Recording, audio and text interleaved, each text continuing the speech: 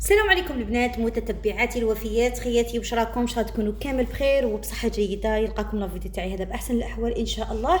عندي متتبعه وفيه في قناتي طلبت مني شاتا فونسي. راح ننصحك حبيبتي في هذا الفيديو. هذا الفيديو راه ليك وللاخوات اللي راهم محتاجين هذا اللون. اول حاجه حبيبتي شاتا فونسي قالت لي راني ما نشافه عندها الشيب. المهم هذا الفيديو راه ليكم كامل خياتي اللي عندها الشيب، اللي عندها الالوان المزعجه، حابه يعني توحد لون شعرها. انا ننصحكم في وجه الله، يعني في وجه الله ما تروحوش للشاتا فونسي. يعني الشاتا فونسي اذا حبيتي غدوه من غدوه ديري يعني ليماش ولا ديري كولر فاتح فتره، يعني راح شويه يكون عنيد. شاتا فونسي هاو لكم البنات رقم 2. بكري كنا مسميينه 2، دوكا راه 3.0. هاو لكم 3.0. بصح انا راح نعطيك اللون بزاف شباب. في بلاصه ما ديري شاتا فونسي اللي هو الترقيم تاعو 02 اللي هو 2 والترقيم العالمي 3.0. ها هو لك حبيبتي، ها هو لك كستانائي غامق. انا ننصحك انك ديري 5.0. 5.0. شوفوا البنات هذا اللون انا صراحه نخدم به.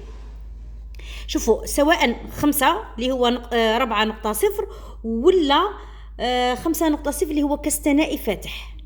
ونعطيك حل. شوفي حبيبتي ديري ميلونج، دوك نعطيك شوفي ديري ميلونج بين 5.1 اذا راكي حابه كستانائي شغل يبان لك كيما هكذا.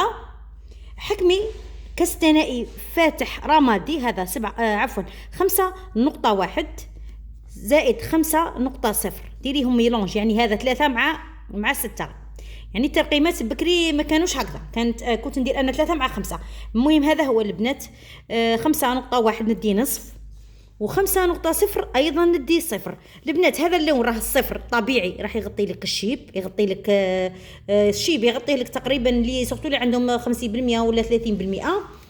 و5.1 منها راح يصحح لك، راه مصحح ازرق، هذا راح يصحح لك الالوان كيما نقولوا المزعجه. هذا الرمادي، ها هو لكم البنات كستانائي فاتح رمادي 5.1 راح يصحح لك الالوان المزعجه. فهمتوا؟ اللي عندها شعرها يعني في البرتقالي، اللي شعرها فيه يعني دي غفلي كرهت منهم وحبه شعرها يبان كانه شعر طبيعي. هذا هو الميلونج البنات انا اللي نخدم به. انا بزاف اخوات يجوني يقولوا لي ديري لنا لون، وحدي لنا لون شعرنا، انا حابين شهر ولا شهرين نديروا ليماش. هذا اللون بزاف يناسب اختي اللي طلبت مني شاتا فونسي. نصيحتي ليك ما تروحيش ديري رقم 3.0، روحي ديري نص من 5.1 مع نص مع 5.0 نص ايضا مع اوكسيدون 20 فوليوم. 20 فوليوم ماشي 30. دوك نقول لكم على 20. اول حاجه يغطي الشيب، وكي تولي تغسليه ما يوليش يحول، ما يروحش كيفاش نقولوا، ما يوليش يخرج انعكاس تاع الشعر الاول، ما يخرجوش هذيك الديغوفلي اللي كنتي دايرتهم قبل. تغسلي نقولوا 10 غسلات وما يحوش. فلازم اوكسيدون 20 فوليوم، ما ديريش حبيبتي اوكسيدون 30 فوليوم. المده 45 دقيقه.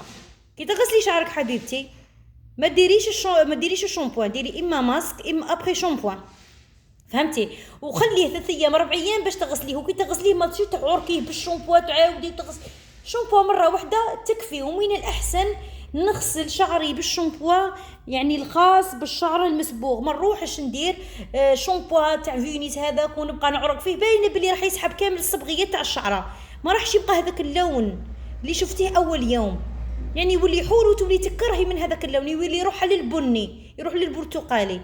فهمتي علاش قلت لك ديري اوكسيدون 20 فوليم؟ وقلت لك ما تغسليهش بالشامبو نهار اللي ديري الصبيغه تاعك، ما تغسليش بالشامبو، شليه مليح مليح، طبقي عليه ابقي شامبو ولا ماسك 10 دقائق وشليه، وقعدي 4 ايام 5 ايام باش تغسليه مره ثانيه بالشامبو. والشامبو من الاحسن يكون خاص بالشعر المصبوغ، راه رخيص ماهوش غالي يا البنات. تهلاو في شعوراتكم. وكنتي تتعبي روحي تشري صبيغه بالدراهم ومن بعد كينا يعني تخرج لك في الاول شابه ومن بعد تقولي لا ما هي شابه، لو تحصليها في لوريات لبس بها. لوريات راهي صبغه عالميه غير ما كان يا البنات، راهي صبغه هذه راهي في منافسه مع صبغات العالميه تاع الخارج. فهمتوني؟ ان شاء الله نكون جاوبتك حبيبتي. راني نحاول اني ما نطولش في الفيديوهات، نعطيكم فقط الزبده. البنات ما تنساوش بالجام اللي ماهيش مشتركه في القناه تشترك في القناه وتفعل زر الجرس على الكل باش يوصلها كل ما هو جديد. وخلوا لي تعليقاتكم واش راكم حابين ندير لكم فيديوهات مقبله ان شاء الله. نقول لكم تهلاو في رواحكم وسلام.